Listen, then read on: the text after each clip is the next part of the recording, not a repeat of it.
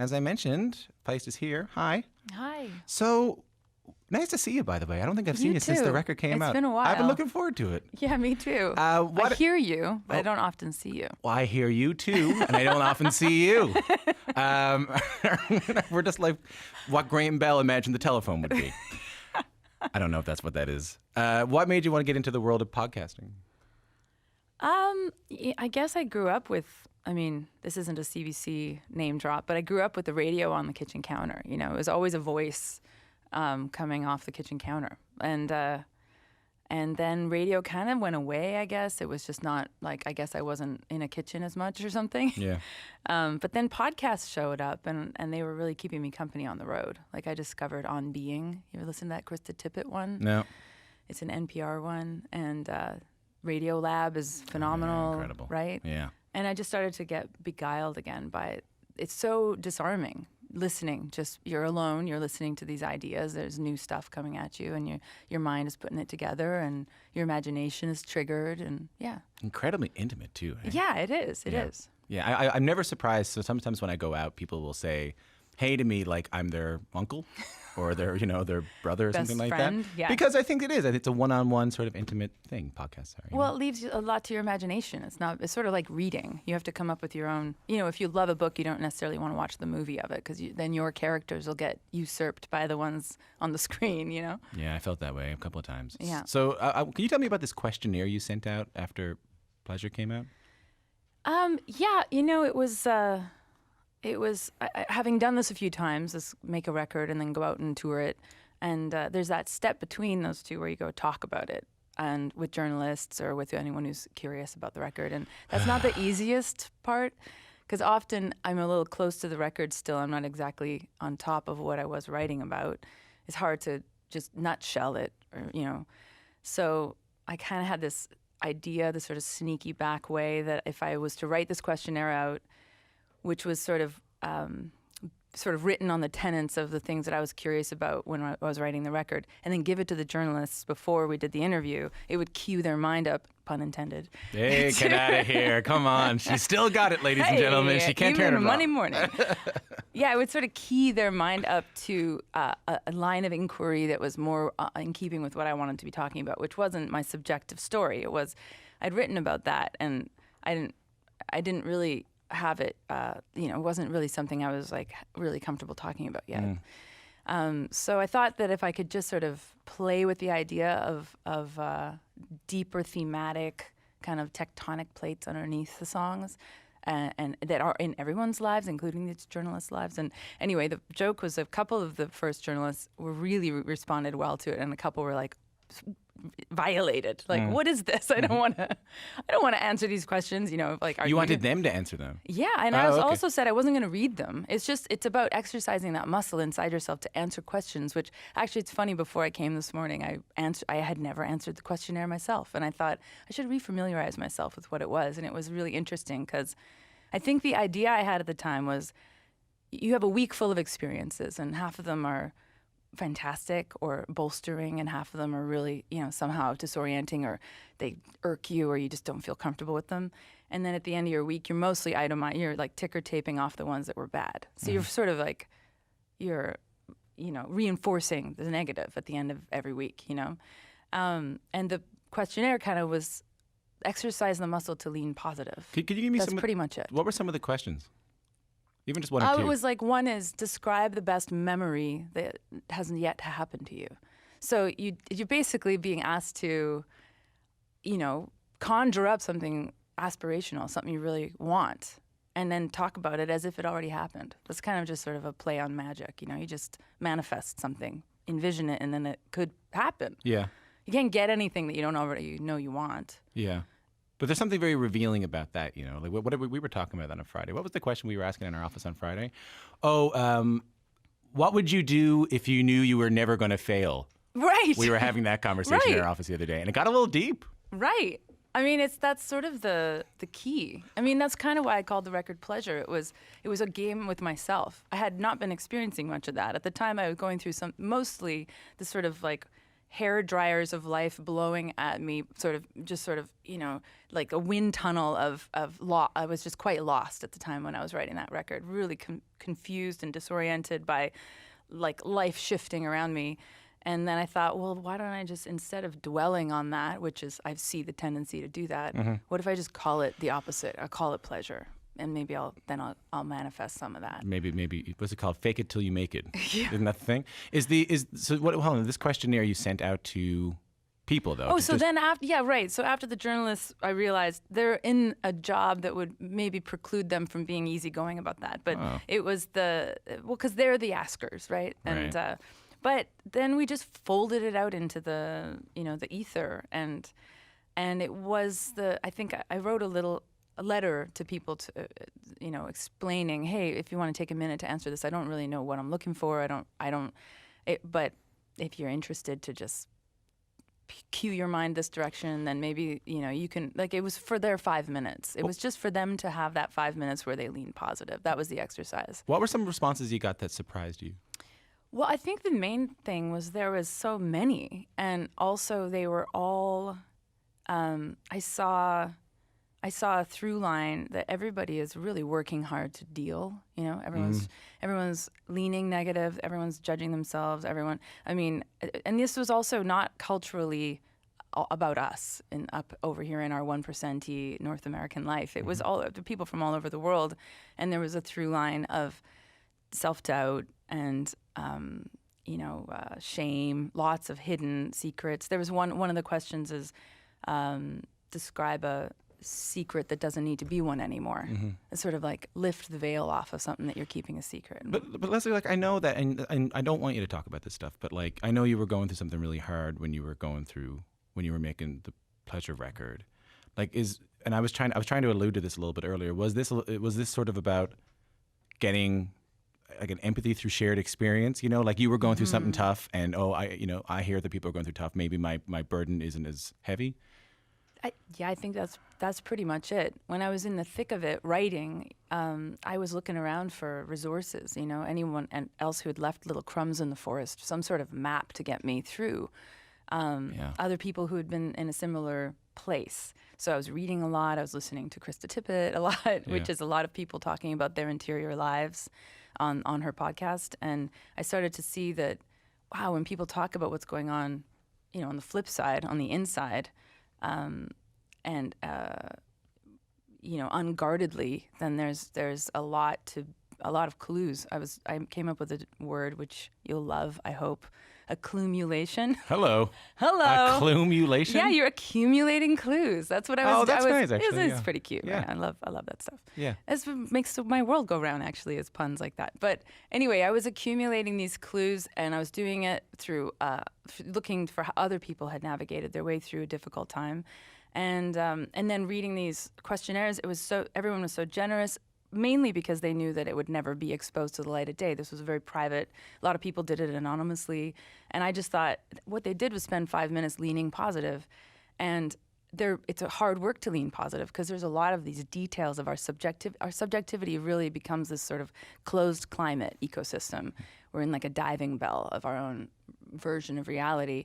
And in there, you can kind of have impunity to justify whatever you're feeling and whatever tendency towards negativity or just feeling overwrought or overrun. And then all of a sudden you see everyone else is going through the same thing. And I think that's what you hear like when you go through this podcast, because I think you take some of the themes on this survey, you take some of this commonality, you turn them into the podcast. I want to play a little bit of it. Why work so hard if I couldn't see myself on the podium and someone announcing me as the Olympic champion? When I was pursuing my dream, I felt exhilarated, excited, and intoxicated. I felt like the most electric, vibrant, creative version of myself. You're listening to Q. I'm Tom Power. That's a clip from the first episode of Pleasure Studies, a new podcast from Feist out today. Can you tell us what did we just hear? Yeah, those are each episode is 3 or 4 people telling their own stories about a particular journey in their lives, a particular era. And this one, and each episode sort of touches on different themes. So this one is about loss and perseverance, how you managed to stand up again. And that's an Olympic hurdler named Perdita Felician, who tripped after she was a world champion, sort of like aiming for the gold, and she tripped at her first hurdle. Oh my. So that's sort of, we kind of did the thing where we were like, well, what's an ultimate dream to lose?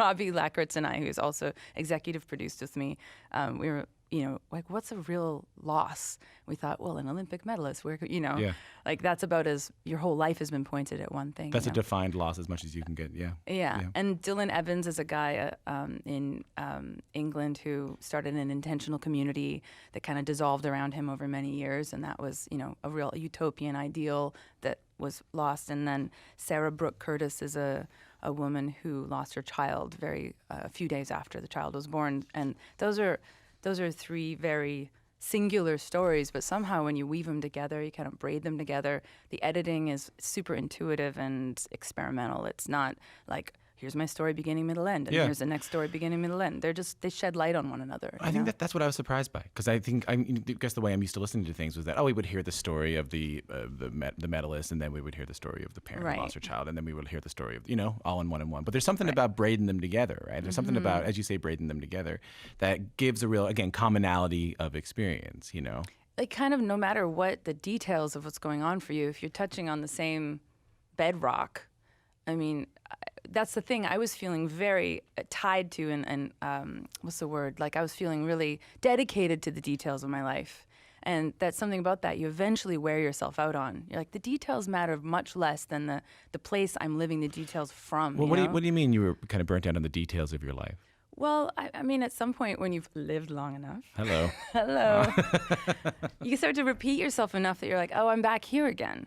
And someone once said to me, you can go around and around in circles. I mean, and I did for many years. Or eventually you can sort of work to make that circle into a spiral. So you're still spinning, but you're at a different altitude every time you come back around. Yeah. And you can kind of ascend your way out with these new clues, So that's the getting sick of yourself. Well, then it becomes an extra interesting secondary life you can live where you're wondering how you're conducting yourself in any moment, no matter the details. Like, from where are you acting, And so when you take three stories and you shed light on each other, there's something to be shown that despite the details, there's still like big things, small things, they can all, pull you towards some sort of greater ideal. I don't know. It's a pretty hopeful podcast, I would say so. Did it work? Did it make you personally feel something different collecting these stories? Absolutely. It totally did. It was sort of a way to make the questionnaire tangible, because I really wanted to respect people's privacy when they were answering that. I wasn't going to lift those stories out.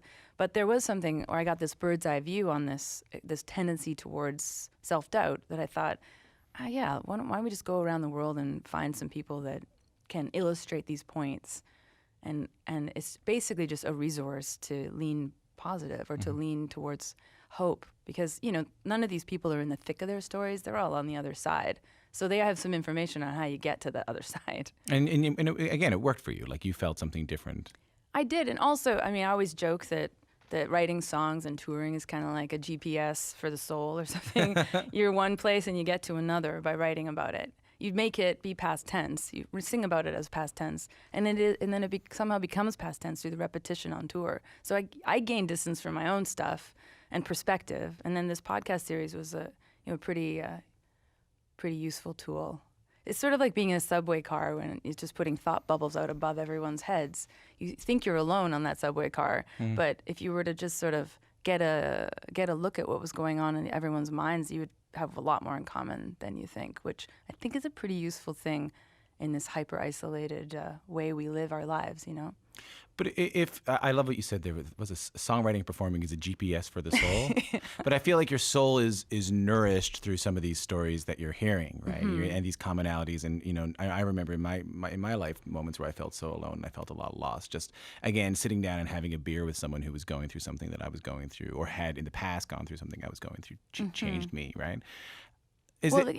Sorry. Please go ahead. Go on. Well, I was just going to say, friendship is sort of like you're messed up on Thursday, and your friend really walks you through it and has empathy for you, and then they're really messed up on Saturday, and then there's an equality there. There's this. It's not a one-way street. We kind of have to understand that we're the trusted one, and therefore we can trust, the other person. I guess the point where I wanted to make was that if the last record was, and this is me being really reductive, but like if the last record was you were going through something so hard and you kind of imposed pleasure on it, as we talked about, it's sort of a manifestation of feeling good. Given that you're hearing these stories of that will legitimately get you through a hard time, that will legitimately lift your spirit, that will, as you mentioned, legitimately give you hope. I have to ask: is that impacting the music you're making now? These stories? I'm pretty sure it will. I haven't really begun writing again, but I know that it'll be from a different perspective than I was. I'm a little bit less curious about combing through the same territory of me and my feelings. I'm more curious about our common feelings. Who knows? Maybe I'm going to become a journalist. Just kidding. You can, man. Anyone can. I play banjo. The barriers are low, Leslie. But I'm glad to hear. I wanted to ask you if you're making more music because Yeah, of course, always. It's just I'm curious from a different place. I suppose I've done it a lot now, and I'll be interested to see what I'm interested in enough to write about. You feeling any more at peace in your day-to-day life? I am. Thanks for asking. For sure. Yeah, you just get some distance from things, and hopefully when you come out the other end, you're not just sort of stumbling. I came out the other end with, it's that all the cliches are true, that you get forged by the fire. I'm definitely more resourced up to figure out whatever is to come next. Undoubtedly will come next. Any questions for me? I'm thinking about your questionnaire for journalists. I know. How do you want people to describe you in 25 years? Tall. Empathetic. Mm-hmm. Empathetic. If I can get that one. Kind and empathetic. These are the things that I was kind of raised being an importance in my life. And I think as long as those things are there, because as you know, when you get deeper and deeper into this kind of thing where you have microphones in front of you and people are interested in what you have to say, I've seen a lot of people lose that part of themselves. Mm-hmm. And I don't think I will. No. But I hope I don't. You won't. You know what I mean? The joke this morning when I filled it out myself, which was a hilarious exercise with my coffee, I was like, wow, this question about how I want to be described in 25 years, after I'd written the words, I thought, I think this is how someone could describe me now. What is it?